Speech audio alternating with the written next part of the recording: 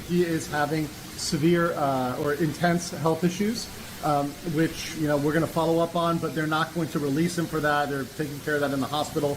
You know how some creators build their entire online identity around being unpredictable, chaotic, and always on the edge of going too far? For years, Vitaly was the perfect example of that. He became famous by pushing the limits of what people considered entertainment. Whether it was pranks, stunts, or outrageous behavior, he built a massive audience by constantly keeping viewers guessing what he would do next. But now, none of that energy, confidence, or bravado is left. Today, Vitaly is sitting in a detention center in the Philippines with no release date, no bail option, and no certainty about what happens next. And the internet isn't treating it like a joke or an overreaction. They're treating it as a moment that was building up for a long time. To understand how things reach this point, you have to look at the timeline leading up to this moment. It didn't happen overnight. It didn't start with just one incident. This has been the result of choices, behavior patterns, and a lifestyle that was spiraling for years, long before this trip ever happened. Vitaly's rise was fast and intense. He went from posting pranks to becoming one of the most recognizable faces in the genre. His channel exploded, he did collaborations with massive creators, he built a fitness-focused persona, and he tried to reinvent himself multiple times. But each reinvention came with controversy, and each controversy became more serious than the last. There were incidents in the US, issues during travels, moments that made headlines for all the wrong reasons, and a growing number of people online who felt like something was going wrong behind the scenes. Fast forward to early April 2025, when Vitaly landed in the Philippines. This was supposed to be just another live stream, another adventure, another destination, another opportunity to show off the wild, energetic persona his viewers used to expect. But the live stream didn't go the way he thought it would. Instead of showing the culture or the food or the beauty of the country, he streamed a series of interactions that viewers immediately felt were disrespectful and alarming. He argued with strangers, made inappropriate jokes, staged interactions that frightened people, and acted in a way that seemed disconnected from the reality around him. Viewers weren't laughing the way they used to. They were confused, uncomfortable, and in many cases upset. Clips from the live stream spread incredibly fast. Filipinos who saw the footage were shocked by how certain moments were handled. Many began calling for authorities to investigate what happened. In today's world, actions online don't stay online, especially when the footage involves real people in public spaces. And within days, the footage had reached local officials. On April 3rd, Philippine authorities located Vitaly and detained him. It wasn't dramatic, and it wasn't framed like a spectacle. The Bureau of Immigration simply released a statement labeling him an undesirable foreign national, a term used in cases involving behavior that violates local regulations and disrupts public safety. However, instead of simply deporting him, which is what many people expected, authorities transferred him into a detention facility for legal processing. This instantly changed the entire situation. Deportation is quick, legal processing is not. The Philippines has a very strict justice system when it comes to incidents involving foreign nationals, especially when they are tied to actions recorded publicly. According to reports, Vitaly is now in a facility that does not allow phones, cameras, special food, or exceptions. This is not a temporary holding area. This is a long-term detention center where people wait months or even years before their first court appearance. And in Vitaly's case, the timeline is unclear. There is no confirmed trial date, no bail option, and no indication of when the legal process will move forward. Reports estimate that it could take 2 to 3 years before the case even enters the courtroom. While he waits, the charges have been stacking. Authorities announced several counts, including accusations of theft, attempted theft, harassment-related violations, and cyber-related offenses tied directly to live broadcasting certain actions online.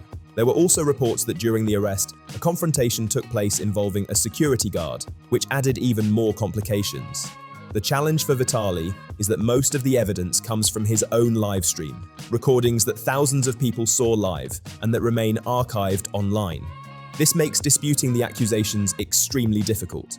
There is no "that wasn't me" defense when the footage is publicly available and filmed in real time. Normally, someone in this situation might rely on help from their home country. But this is where the situation takes another unexpected turn. Officials from Vitaly's country of birth released a statement saying that citizens must follow local laws and that they would not intervene. There would be no embassy lawyer assigned, no diplomatic pressure applied, no public defense offered. In fact, some reporters even described the situation as a self-created problem, suggesting that the country would not interfere in the matter. As for the United States, where Vitaly also has citizenship, no official statements have been made. Typically, the US steps in during cases where a citizen is being treated unfairly or is facing wrongful detention, but that's not the case here. Every issue stems from recorded actions that are tied directly to live-streamed footage. In other words, there's nothing ambiguous, no missing evidence, no unclear reports. It's all documented, so the US has not inserted itself into the situation. Even high-ranking officials in the Philippines commented on the case. The president publicly addressed the matter, saying the behavior seen in the recordings was concerning, disrespectful, and inappropriate. The Secretary of Justice reinforced that Vitaly would not be deported until the legal process has finished in full. That means he remains in the detention facility until every charge has been resolved. An unpredictable and extremely long-term process. Inside the detention center, things are very different from life outside.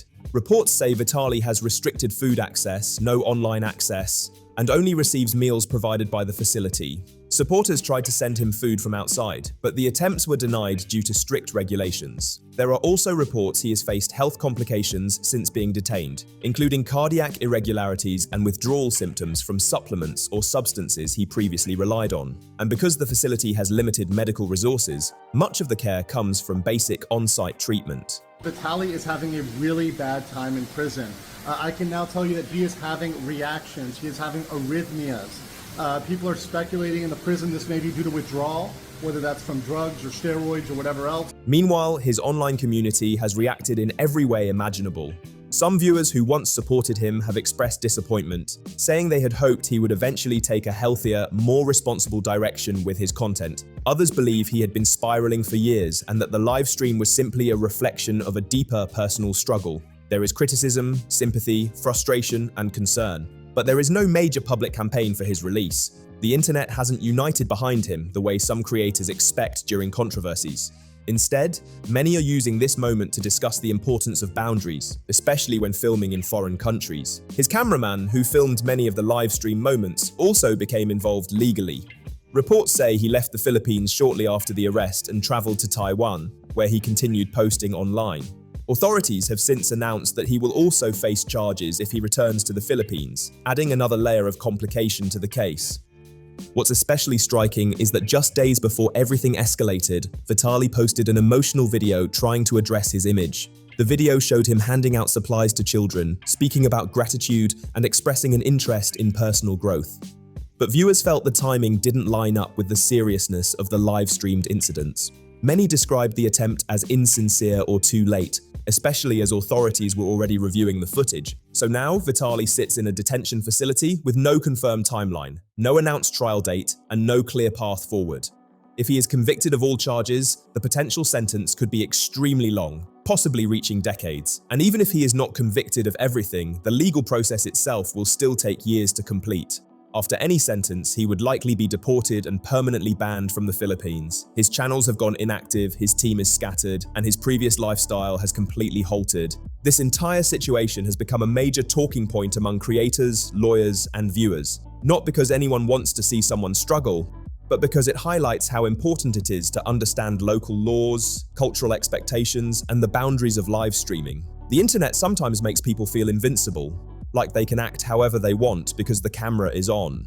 But international laws don't disappear when a live stream starts. They apply everywhere. Vitaly's story is now a cautionary tale for creators around the world, a reminder that digital fame does not replace responsibility. When you visit another country, you follow that country's rules. When you film in public, you respect the people around you. And when you live stream, the internet will always remember what you broadcast. Now, I want to hear your thoughts. Do you think Vitaly will be able to rebuild his life once this ends? Or has this become the turning point that changes everything permanently? Leave your thoughts down below and I'll see you in the next deep dive.